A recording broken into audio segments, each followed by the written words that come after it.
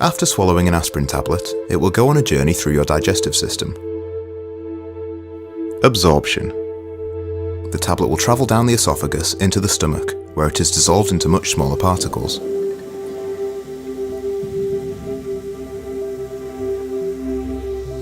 These particles will continue their journey into the small intestine, where most of them will be absorbed into the blood. The small intestine walls, also called lumen, are lined with tiny villi which stick out to provide a large surface area for the nutrients inside the food to be absorbed.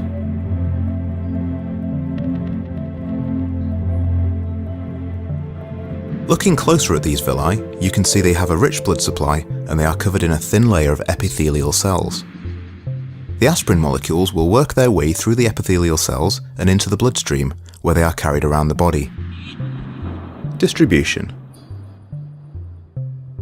Blood plasma contains complex molecules called albumin. Albumin is a protein made by the liver which transports nutrients around the body. Albumin also binds to drugs that enter the bloodstream. Here you can see some of the aspirin molecules binding to the albumin.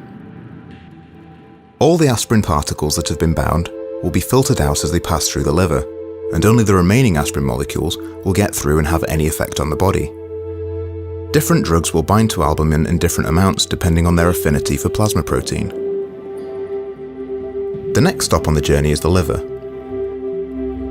The aspirin-rich blood will enter the liver through the hepatic portal vein at the bottom, and it will exit at the top via the hepatic vein. At this stage, even more of the aspirin will be removed through a process called first-pass metabolism. The liver's job is a bit like a filter. It will metabolize drugs before they reach the rest of the body. It does this in a few steps. Phase 1 metabolism. First, aspirin is hydrolyzed, breaking off ethanoic acid and leaving behind salicylic acid. This salicylic acid isn't water-soluble, so it can't be excreted in urine yet. Phase 2 metabolism. An ionized group is then added to the salicylic acid, forming glucuronide, which is water-soluble and can be excreted in urine. A lot less of the aspirin will continue its journey onto the rest of the body, including the site of the pain. Only 68% of orally taken aspirin will have any effect at all, because of all the filtering that the body has done.